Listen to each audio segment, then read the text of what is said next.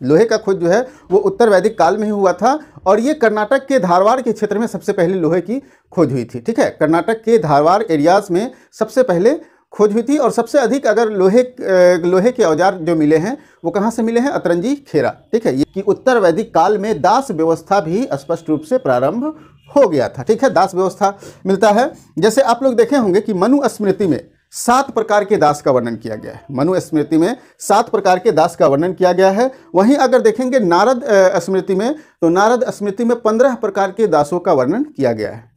Hello friends, मैं Ranjit GS आज तक में आपका स्वागत करता हूँ। दोस्तों, आज मैं वीडियो में आप लोगों को उत्तर वैदिक काल के बारे में बताने वाला हूँ। ये काफ़ी महत्वपूर्ण वीडियो है और मैं यह भी कहना चाहूँगा कि अभी तक आपने अगर हमारे YouTube चैनल को सब्सक्राइब नहीं किया है तो सब्सक्राइब कर लीजिए। वहाँ पर भी आपको बहुत सारे महत्वपूर्ण अपडेट देखने को मिल जाएंगे। हम लोग उत्तर वैदिक काल के बारे में पूरे विस्तार से जानते हैं। जैसा कि आप लोग को मालूम है कि वैदिक काल की अगर बात कर लेंगे तो वैदिक काल को हम लोग 2 भाग में बांटकर पढ़ते हैं। एक होता है ऋग वैदिक काल और दूसरा होता है उत्तर वैदिक काल। ऋग वैदिक काल का जो समय पीरियड था वो 1500 से 1000 ईस्वी पूर्व के बीच का पीरियड था और उत्तर वैदिक काल का जो पीरियड है वो 1000 से 600 ईस्वी पूर्व के बीच का पीरियड है। और उत्तर वैदिक काल में हम लोग सबसे महत्वपूर्ण परिवर्तन देखने को मिलता है और ये परिवर्तन है कि राज्य की ओर बढ़ते हैं, मतलब अब राजतंत्र की ओर बढ़ रहे हैं। हम लोग ऋग वैदिक काल में देखे थे कि सभा और समिति के माध्यम से राजा का चयन किया जाता था, लेकिन यहाँ हम लोग देखेंगे कि राजा अब अस्थायी होते जा रहा है, वंशानुगत होते जा रहा है। साथ साथ यहाँ वर्ण व्यवस्था भी उभर कर सामने आएगी, जिसे हम लोग पूरे विस्तार से पढ़ेंगे। तो सबसे पहले मैं आपको बता दूं कि इसका जो विस्तार था थोड़ा सा विस्तार और बढ़ा। ठीक है, जैसे हम लोग पिछले वीडियो में देखे थे कि ऋग वैदिक काल का जो विस्तार था वो गंगा और जमुना के नदियों के बीच का जो था और उत्तर प्रदेश के कुछ पार्ट्स जो थे और अफगानिस्तान के कुछ पार्ट्स थे जिसको हम लोग उत्तर वैदिक काल में देखते थे। लेकिन अब जो है ये गंगा यमुना के द्वाब से बाहर निकलकर हम लोग देखेंगे कि उत्तरी बिहार तक इसका विस्तार हो जाता है।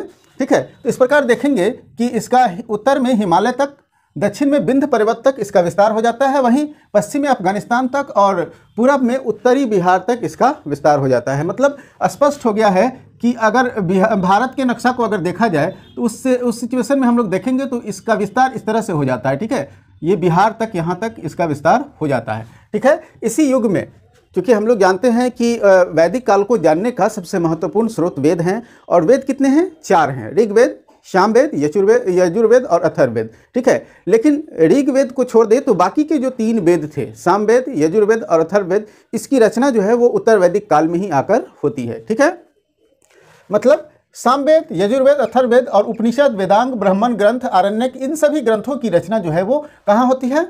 ये सभी वेदों की रचना और ग्रंथों की रचना जो है वो उत्तर वैदिक काल में ही होती है। और उत्तर वैदिक काल में जो है वो चित्रित धूसर मृदभार जो है इसका इस्तेमाल शुरू होता है। चित्रित धूसर मृदभार जो है वो उसको उत्तम माना जाता था, सर्वोपरि माना जाता था। ऐसे हम लोग आगे देखेंगे कि मृदभार यहाँ 4 प्रकार के मिले हैं। ठीक है, लेकिन उनमें से सबसे महत्वपूर्ण मृदभार जो है वो चित्रित धूसर मृदभार को माना जाता था। इसी समय लोहे का खोज हुआ था। लोहे का खोज जो है वो उत्तर वैदिक काल में ही हुआ था और ये कर्नाटक के धारवाड़ के क्षेत्र में सबसे पहले लोहे की खोज हुई थी। ठीक है, कर्नाटक के धारवाड़ एरियाज में सबसे पहले खोज हुई थी और सबसे अधिक अगर लोहे के औजार जो मिले हैं वो कहाँ से मिले हैं? अतरंजी खेरा। ठीक है, ये याद रखेंगे, काफ़ी महत्वपूर्ण तथ्य है। ठीक है, चलिए अब हम लोग इस समय के सामाजिक व्यवस्था के बारे में जानते हैं। पहले हम लोग देखे थे ऋग वैदिक काल में हम लोग देखा था कि वर्ण व्यवस्था प्रारंभ हो गई थी, लेकिन ऋग वैदिक काल में वर्ण व्यवस्था था वो जन्म मूलक नहीं था, मतलब जन्म के आधार पर नहीं था, वो कर्म मूलक था, कर्म के आधार पर था। जो लोग जैसे कर्म करते थे उस वर्ण के वो माने जाते थे। ठीक है, मतलब एक शूद्र भी ब्राह्मण बन सकता था। लेकिन उत्तर वैदिक काल में जो है वो स्थितियां बदल जाती है और यहाँ वर्ण व्यवस्था स्पष्ट रूप से झलकने लगता है और वर्ण व्यवस्था का आधार जो है वो जन्म हो जाता है। जन्म के आधार पर मतलब स्पष्ट हो गया है कि शूद्र का पुत्र शूद्र ही होगा, ब्राह्मण का पुत्र ब्राह्मण भी होगा, क्षत्रिय का पुत्र क्षत्रिय ही होगा। मतलब ये जन्म आधारित हो जाता है। और वर्ण 4 वर्ण कौन कौन है? ब्राह्मण, क्षत्रिय, वैश्य और शूद्र, ये 4 वर्ण थे। और इन चारों वर्णों का स्पष्ट उल्लेख जो है वो ऋग्वेद के 10वें मंडल में किया गया है, पुरुष सूक्त में। ये मैंने पहले भी आप लोग को बताया है। ठीक है, पुरुष सूक्त में 10वें मंडल में किया गया है। इस समय आश्रम व्यवस्था भी उभर कर सामने आई थी। ठीक है, आश्रम व्यवस्था भी उभर कर सामने आई है और 4 आश्रम बताए गए हैं। ठीक है, 4 आश्रम बताए गए हैं और सबसे पहला आश्रम जो है वो है ब्रह्मचर्य। और ब्रह्मचर्य आश्रम जो है मतलब जन्म से लेकर के 25 वर्ष के उम्र तक के जीवन को ब्रह्मचर्य जीवन में रखा गया था। उसके बाद दूसरा आश्रम था वो है गृहस्थ, और ये जो है 25 से 50 साल के उम्र के बीच के जीवन को गृहस्थ जीवन कहा गया है। वहीं वानप्रस्थ में जो है 50 से 75 के बीच के उम्र को वानप्रस्थ, और संन्यास मतलब 75 से 100 वर्ष के बीच के अवस्था को कहा जाता था। इस प्रकार से 4 आश्रम की व्यवस्था हो गया, ब्रह्मचर्य, गृहस्थ, वानप्रस्थ और संन्यास। ठीक है, और इसका भी वर्णन जो है वो पुरुष सूक्त में ही 10वें मंडल में किया गया है। ठीक है, 4 आश्रम का उल्लेख है। सर्वप्रथम ये चारों आश्रम का सर्वप्रथम उल्लेख कहाँ मिलता है? जबालो उपनिषद में मिलता है। ठीक है, चारों आश्रम का सबसे पहला उल्लेख जबालो उपनिषद में मिलता है। लेकिन इससे पहले जो शुरू का 3 आश्रम हैं जो आप देख रहे हैं, 3 आश्रम का उल्लेख सबसे पहले छंदोग्य उपनिषद में हुआ है। ठीक है, किसमें? छंदोग्य उपनिषद में हुआ है 3 आश्रम का उल्लेख। लेकिन अगर चारों आश्रम की बात हो जाएगी तो चारों आश्रम जो है वो जबालो उपनिषद में सबसे पहले इसका उल्लेख मिलता है। ठीक है, और छंदोग्य उपनिषद में 3 आश्रम का वर्णन किया गया है, जैसा कि मैंने पहले भी बताया। ठीक है, और इन सभी आश्रम से 4 आश्रम हमने देख लिया, कौन कौन से? ब्रह्मचर्य, गृहस्थ, वानप्रस्थ और संन्यास। इन चारों आश्रम में गृहस्थ आश्रम को सर्वश्रेष्ठ आश्रम माना जाता था, श्रेष्ठ आश्रम माना जाता है। ठीक है, गृहस्थ आश्रम को श्रेष्ठ आश्रम माना जाता है। अब हम लोग देखेंगे इस समय नारियों की स्थिति, क्योंकि ऋग वैदिक काल में हम लोग देखे थे कि नारियों की स्थिति काफ़ी अच्छी थी। नारियां जो है वो सभा समिति में भाग लेती थी। लेकिन उत्तर वैदिक काल में आते आते क्या है कि नारियों की स्थिति में, स्त्रियों की स्थिति में काफ़ी गिरावट देखने को मिलता है, और यहाँ स्त्रियों को जो है वो चिंता का कारण माना जाने लगा है। ठीक है, जैसा कि आप लोग देखे होंगे कि नारियों की स्थिति में काफ़ी गिरावट आई है। उपनयन संस्कार में अब नारी भाग नहीं लेती थी। जैसे कोई भी संस्कार होता था, उपनयन संस्कार, तो उपनयन संस्कार में पहले स्त्रियां, ऋग वैदिक काल में भी उपनयन संस्कार हुए करते थे और उस समय स्त्रियां भाग लेती थी। लेकिन उत्तर वैदिक काल में क्या है, स्त्रियां भाग नहीं लेती हैं। ठीक है, और उसके बाद आप देखेंगे कि अथर्ववेद में सबसे महत्वपूर्ण तथ्य है कि अथर्ववेद में कन्या के जन्म को निंदा का कारण बताया गया है। कन्या के जन्म को निंदा का कारण बताया गया है, किसमें? अथर्ववेद में। वहीं पे देखेंगे कि ऐतरेय ब्राह्मण में कन्या को चिंता का कारण भी बताया गया है। ठीक है, ऐतरेय ब्राह्मण में कन्या को चिंता का कारण बताया गया है। वहीं अथर्ववेद में कन्या के जन्म को निंदनीय माना गया है। ठीक है, तैत्तिरीय आरण्यक की बात करेंगे तो तैत्तिरीय आरण्यक में स्त्री को शूद्रवत पतित कहा गया है। ठीक है, देखिए अब देख सकते हैं इस प्रकार से कि स्त्रियों को कितने लोग हीन भावना से देखते थे उस समय, कि स्त्रियों को पतित तक कहा जाता था उस समय। तैत्तिरीय आरण्यक में देखेंगे कि स्त्रियों को क्या कहा गया है? पतित तक कहा गया है। तो उस समय जो है वो काफ़ी स्त्रियों की जो स्थिति थी वो काफ़ी निंदनीय हो गई थी, काफ़ी चिंतनीय हो गई थी। शतपथ ब्राह्मण में स्त्रियों को अर्धांगिनी कहा गया है। ठीक है, शतपथ ब्राह्मण में स्त्रियों को क्या कहा गया है? अर्धांगनी कहा गया है। वहीं पे अगर देखेंगे कि स्त्रियां अब जो है वो सभा और समिति में भाग नहीं ले सकती हैं, जबकि ऋग वैदिक काल में हम लोगों ने पढ़ा था कि स्त्रियां जो थी वो सभा और समिति में भाग लेती थी। लेकिन अब चूंकि राजतंत्रात्मक व्यवस्था स्पष्ट रूप से झलकने लगा है और समाज जो है वो पुरुष प्रधान हो गया है। ठीक है, पुरुष प्रधान मतलब पैतृसत्तात्मक समाज होने के कारण क्या है कि स्त्रियों को अब सभा और समिति से बाहर कर दी गई है। स्त्रियां अब सभा समिति में भाग नहीं ले सकती थी। अब गोत्र व्यवस्था की बात हम लोग किए थे ऋग वैदिक काल में भी। तो गोत्र व्यवस्था क्या है कि अगर उस कुल का गोधन जिस जगह पे रखा जाता था वहीं से वो कुल का गोत्र निर्धारित होता था। ठीक है, तो गोत्र व्यवस्था का आंशिक आप लोग चर्चा देखे होंगे कि ऋग वैदिक काल में हुआ है, लेकिन उत्तर वैदिक काल आते आते गोत्र व्यवस्था जो है वो स्पष्ट रूप से झलकने लगती है। गोत्र व्यवस्था जो है वो स्पष्ट हो जाती है। ठीक है, तो उत्तर वैदिक काल में आप लोगों ने देख लिया कि गोत्र व्यवस्था स्थापित हो गई है, स्पष्ट हो गई है। वैदिक साहित्य में दासों के विषय में भी जानकारी मिलती है। मतलब इससे स्पष्ट है कि उत्तर वैदिक काल में दास व्यवस्था भी स्पष्ट रूप से प्रारंभ हो गया था। ठीक है, दास व्यवस्था मिलता है। जैसे आप लोग देखे होंगे कि मनु स्मृति में 7 प्रकार के दास का वर्णन किया गया है। मनु स्मृति में 7 प्रकार के दास का वर्णन किया गया है। वहीं अगर देखेंगे नारद स्मृति में, तो नारद स्मृति में 15 प्रकार के दासों का वर्णन किया गया है। ठीक है, इससे स्पष्ट है कि उत्तर वैदिक काल में दास व्यवस्था प्रचलित थी, दास व्यवस्था स्थापित हो गई थी। ठीक है, चलिए आगे है कि देखेंगे कि तैत्तिरीय संहिता में से पता चलता है कि दासियों को उपहार दिए जाते थे। मतलब इससे यह स्पष्ट हो गया है कि उस समय दास व्यवस्था स्पष्ट रूप से था, क्योंकि तैत्तिरीय संहिता में यह पता चल जाता है कि दास और दासियों को उपहार दिया जाता था। ठीक है, चलिए आगे है। अथर्ववेद में सती प्रथा का उल्लेख है। अब देखिए उत्तर वैदिक काल में सती प्रथा का वर्णन मिलता है। ठीक है, उत्तर वैदिक काल में सती प्रथा का वर्णन किया गया है। किसमें? अथर्ववेद में सती प्रथा का वर्णन किया गया है। और इसमें कहा गया है कि स्त्रियों को उनके पति की मृत्यु पर जो है क्या करना चाहिए, उनके चिता पर लेट जाना चाहिए। ठीक है, तो इससे स्पष्ट हो गया कि सती प्रथा का वर्णन कहाँ है, अथर्ववेद में है। लेकिन अगर हम लोग अभिलेखीय साक्ष्य की बात करेंगे तो अभिलेखीय साक्ष्य जो है सती प्रथा का कहाँ मिलता है, एरन अभिलेख में, गुप्त काल में ये जाके मिलता है, एरन अभिलेख में अभिलेखीय साक्ष्य के रूप में मिलता है। इस समय जो है विवाह कई प्रकार के हुआ करते थे। ठीक है, विवाह जो है वो कई प्रकार के हुआ करते थे, जिसमें से 8 प्रकार के विवाह का वर्णन किया गया है। कितने प्रकार के, 8 प्रकार के विवाह का वर्णन किया गया है, जिसमें से 4 विवाह को उत्तम माना जाता था और 4 विवाह को निंदनीय माना जाता था। ठीक है, समाज में नियोग प्रथा था, नियोग प्रथा का प्रचलन था। अब नियोग प्रथा क्या है, अगर कोई भी महिला विधवा हो जाती थी तो वो अपने मतलब क्या कहते हैं उसको, पति के अनुज के साथ रह के अपने वंश को बढ़ा सकती थी, वही नियोग प्रथा था। ठीक है, तो यह प्रथा जो था वो समाज में प्रचलित था, किसमें, उत्तर वैदिक काल में। चलिए अब हम लोग उत्तर वैदिक काल के आर्थिक स्थिति के बारे में जानते हैं कि उस समय की अर्थव्यवस्था कैसी थी, अर्थव्यवस्था का संचालन कैसे हुआ करता था।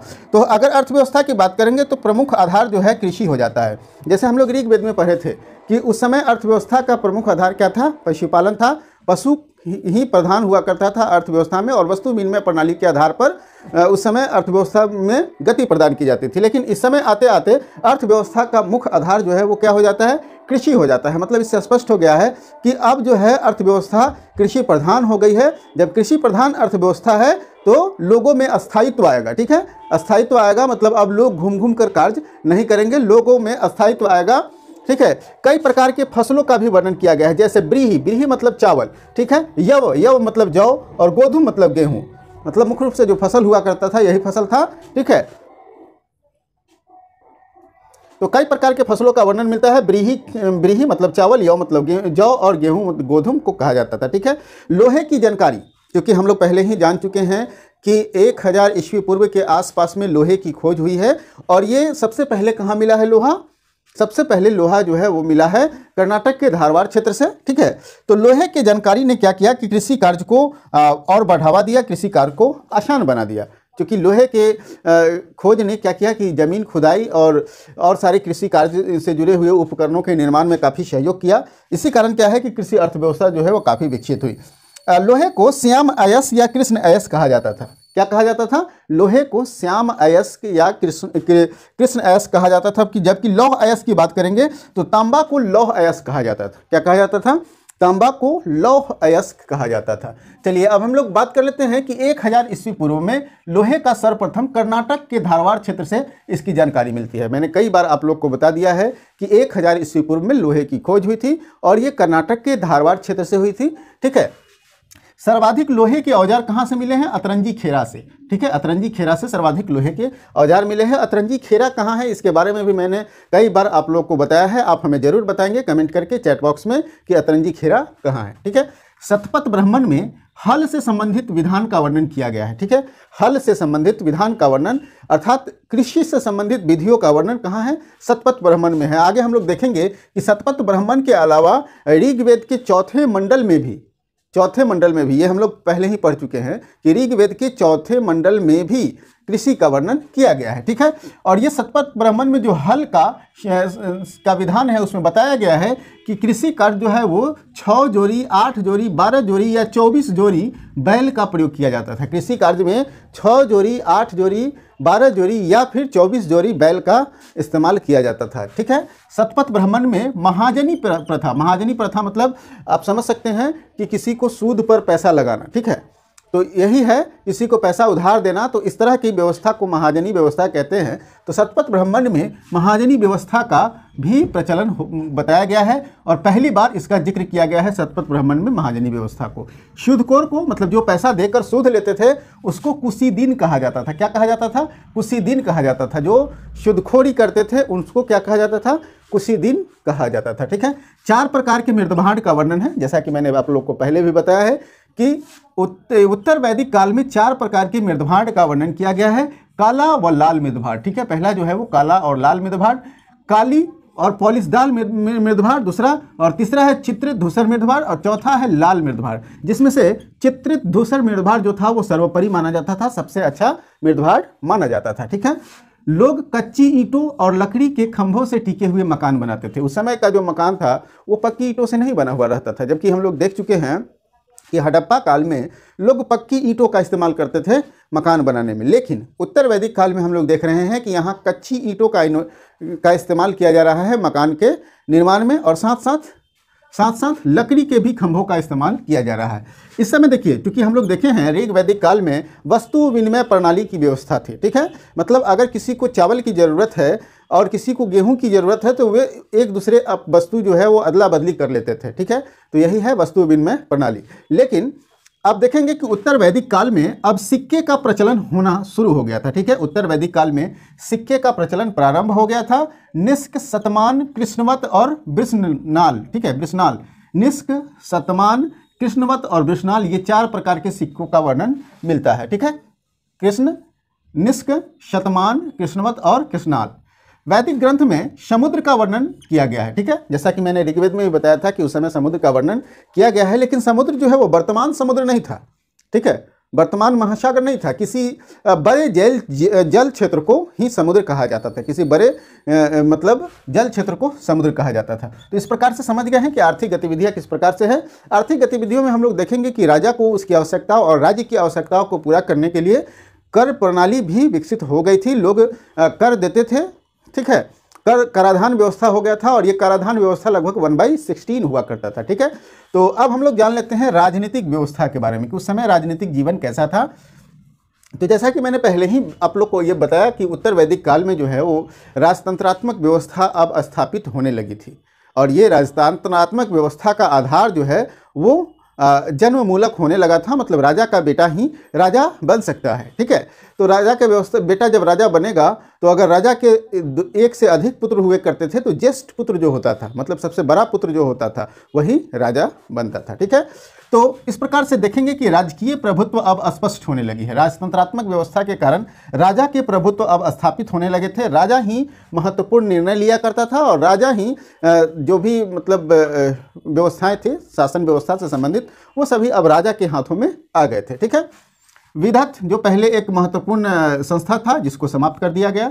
सभा और समिति का प्रभाव भी कम हो गया। सभा समिति था, क्योंकि राजा को अन्य विषयों पर परामर्श की आवश्यकता होती थी, तो सभा समिति तो था, लेकिन अब सभा समिति का प्रभुत्व पहले जैसा नहीं रहा, प्रभुत्व कम हो गया। जबकि हम लोग ऋग वैदिक काल में पढ़े थे कि राजा जो था वो सभा और समिति का समर्थन पाने के लिए ललायित रहता था। लेकिन अब क्या है कि यहाँ राजा हावी हो जाता है सभा समिति पर, और सभा समिति का प्रभुत्व अब सिर्फ परामर्शदाता के रूप में रह जाता है और कुछ विशेष नहीं रहता है।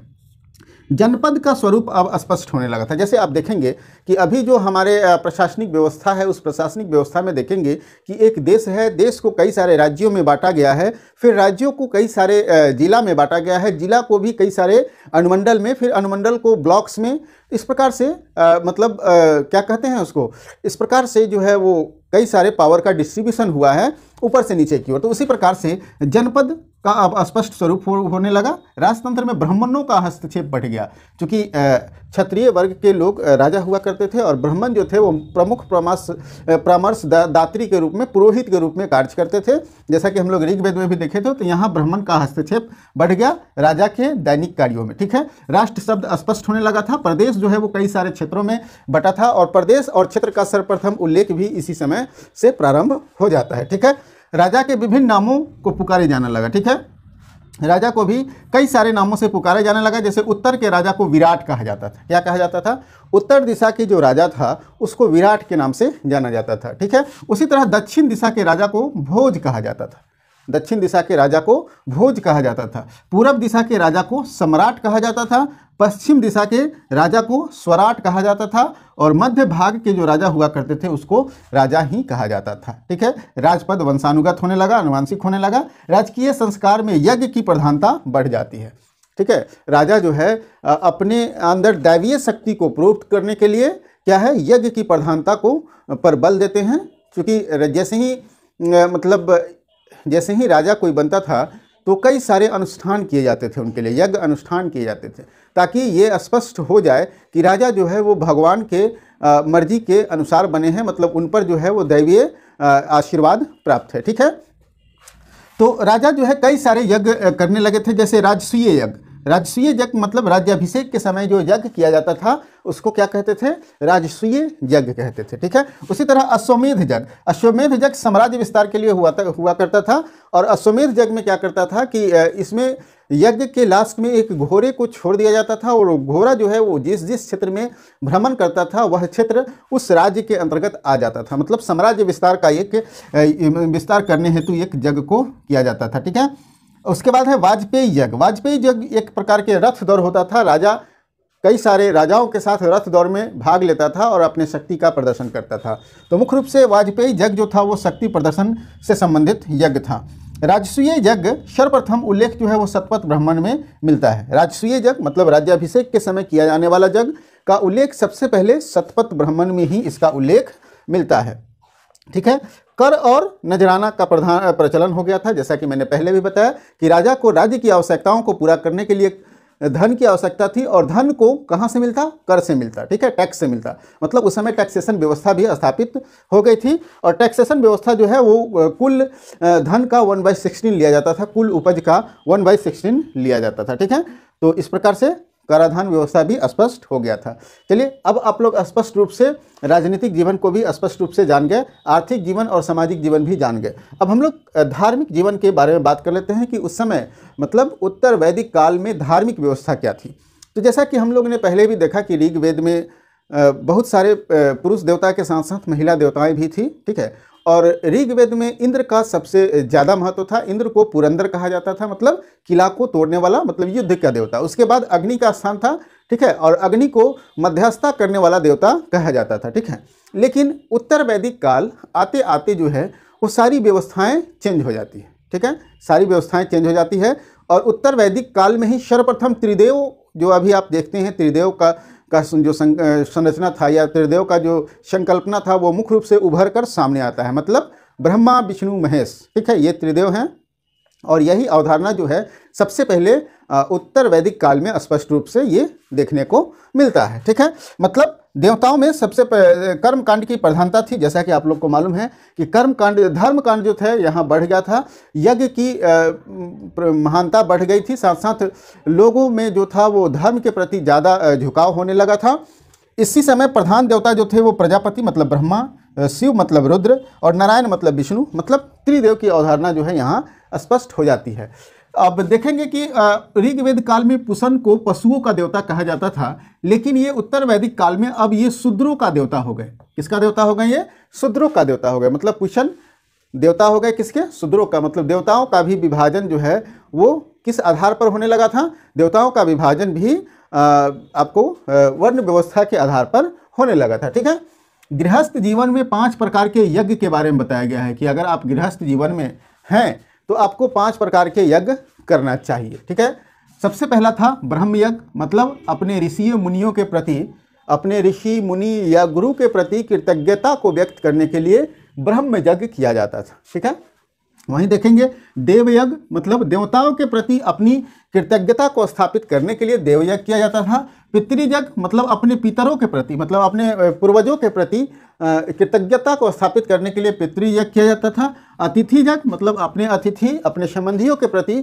कृतज्ञता को स्थापित करने के लिए अतिथि यज्ञ। और भूत यज्ञ मतलब समस्त जीव जंतु प्राणियों के प्रति अपनी कृतज्ञता को स्थापित करने के लिए भूत यज्ञ किया जाता था। ठीक है, मतलब स्पष्ट है कि कर्म कांड बढ़ा और यज्ञ की प्रधानता बढ़ी। अब देखेंगे कि उत्तर वैदिक काल में ही चूंकि कर्म कांड काफ़ी हावी हो रहा था, तो दर्शन भी उत्तर वैदिक काल में ही षट दर्शन मतलब 6 प्रकार के दर्शन का उदय हुआ।